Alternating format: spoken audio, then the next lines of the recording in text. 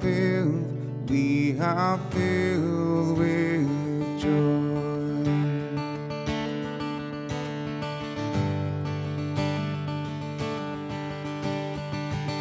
The Lord has done great things for us. We are filled with joy.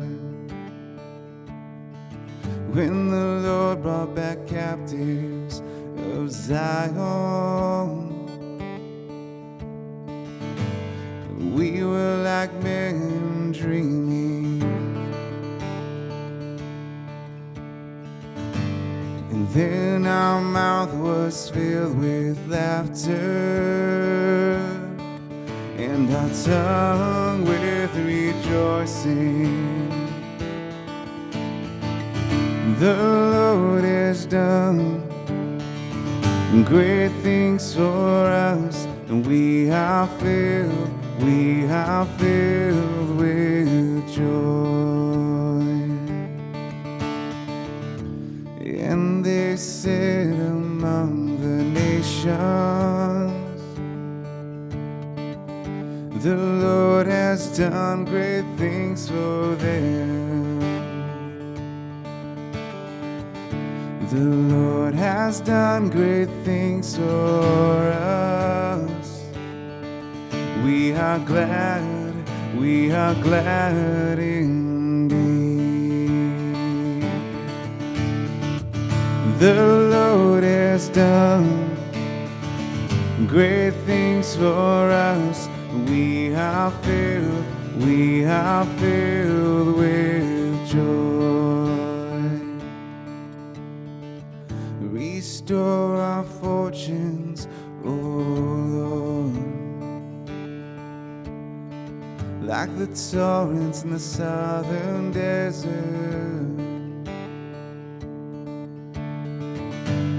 Those that sow in tears shall reap rejoicing.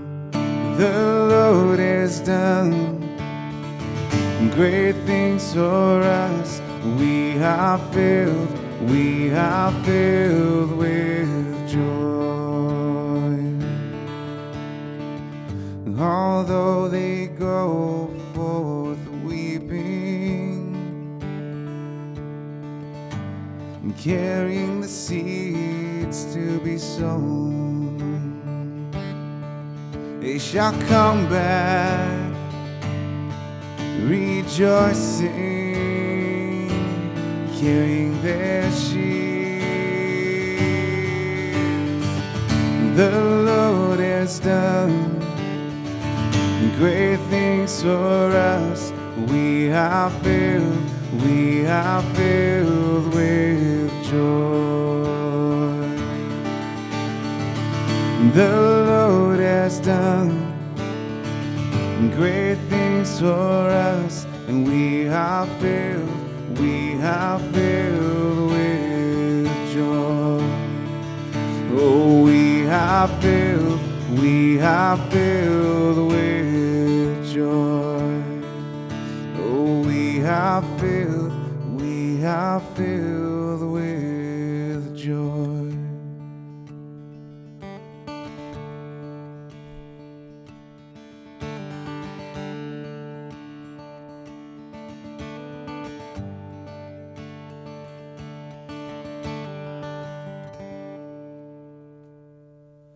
Hello, thank you so much for joining us for 11:11 at the Grotto. My name is Adam, and on behalf of all of us at the Grotto, we're so glad that you're here with us right now in this moment and in this place. I wanted to ask you a question.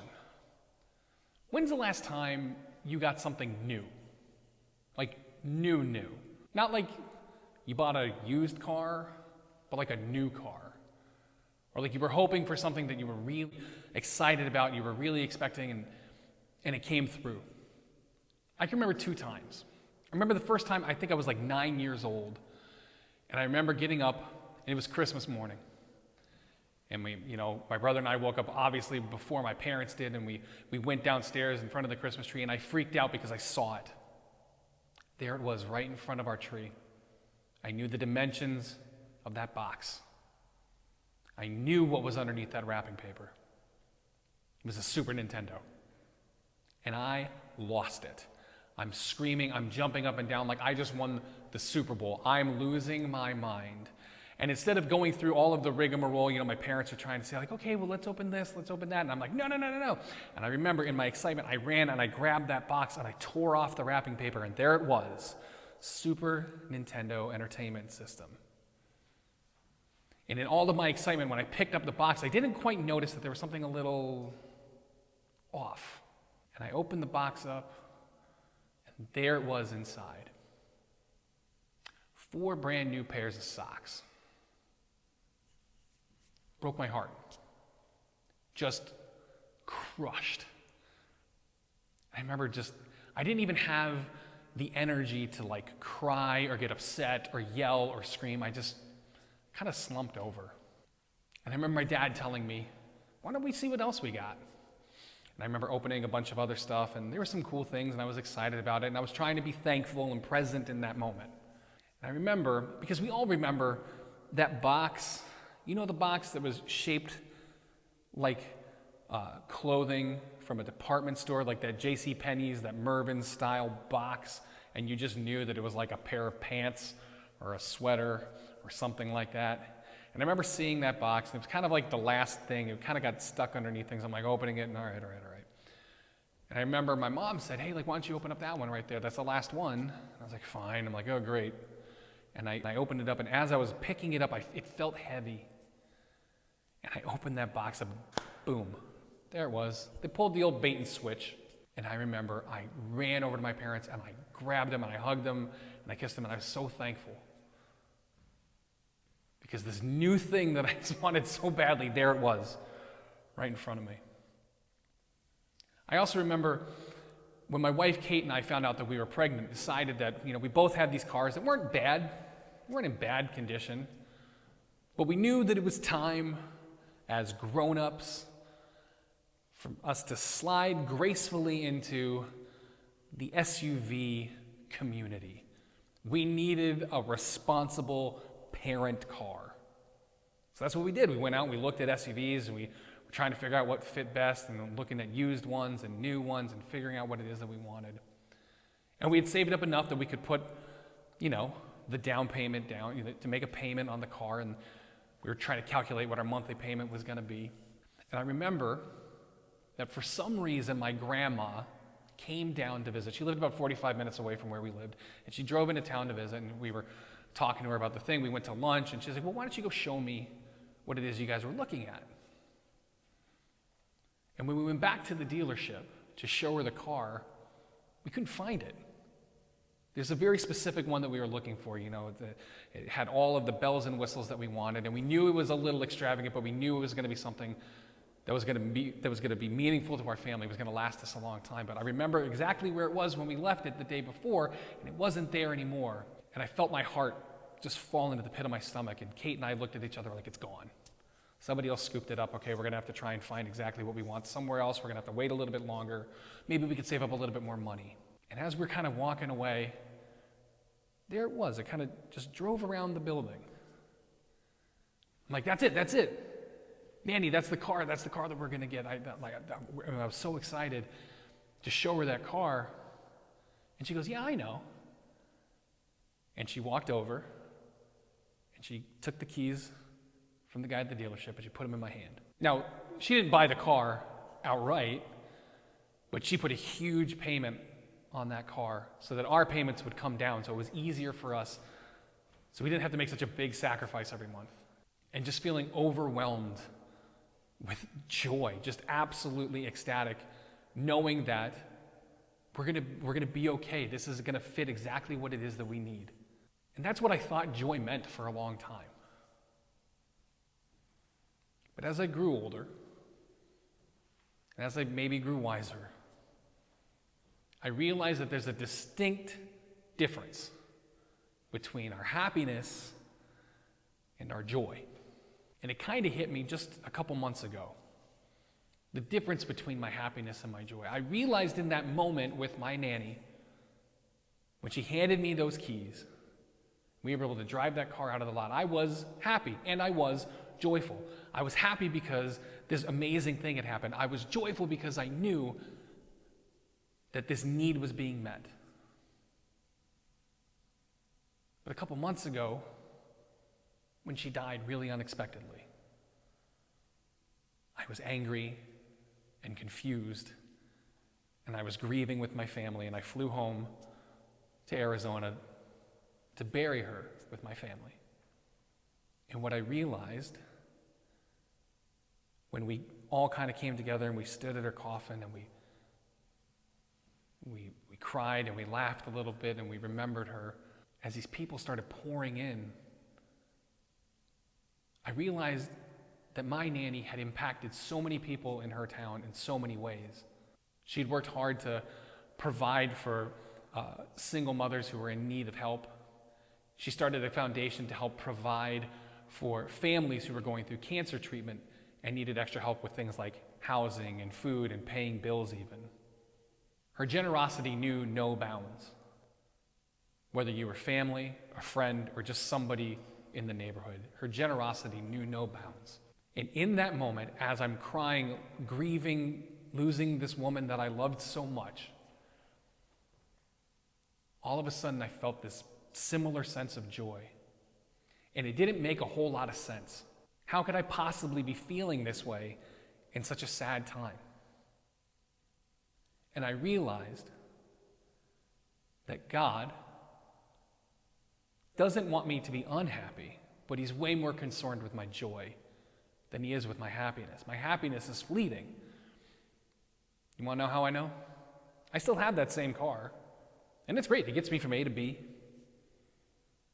But just today, I crossed over 158,000 miles in that car, and that car has seen better days.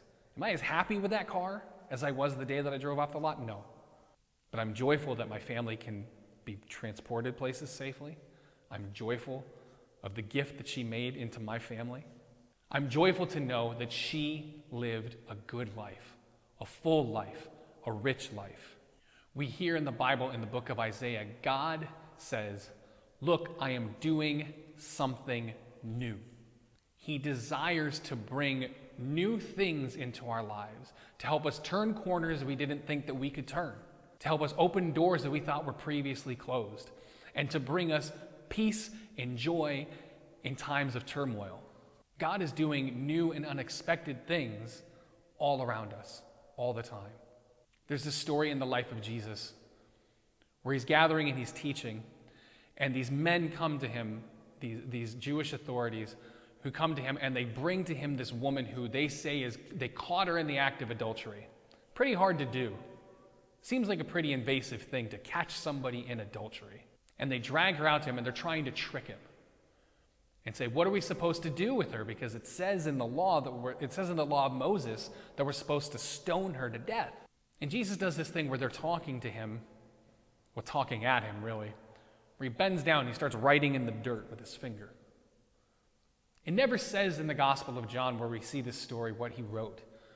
But he starts writing in the dirt, and they say, like, what are we supposed to do? Tell us what we're supposed to do. And he stands up and he looks at him and he says, whichever one of you has done nothing wrong, whichever one of you has committed no sin, why don't you throw the first stone? And he goes right back to what he's doing. He just bends back over, he starts writing in the sand. And the story goes that all these men, one by one, dropped their stones and walked away, until eventually it was just Jesus and this woman. And he looks up, and he looks at her, and he says, who else is here? And she says, no one. They've all gone away.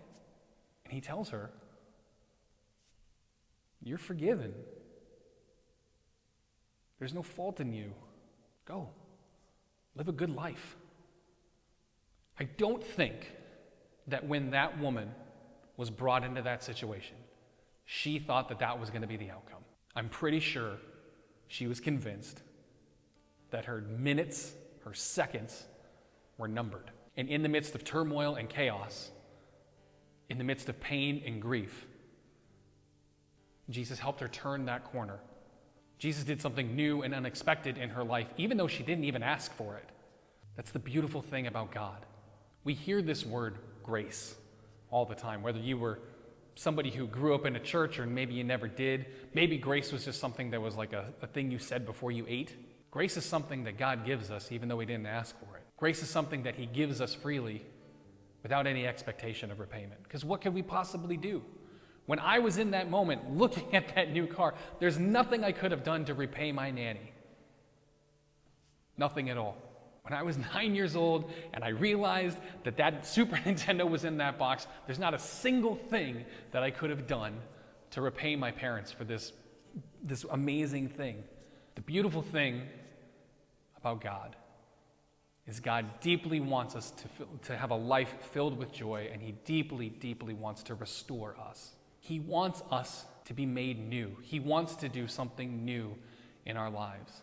All we have to do is be willing to be a part of that with him, to just be open to receiving that joy, to be restored and made whole like that woman who was dragged in front of Jesus, unexpectedly restored, unexpectedly receiving joy. That's our hope for you and for us, to discover full lives filled with joy, unexpected joy, and let God do something new. You're making things new. We welcome you, 'cause you're making a way. You're making a change. You're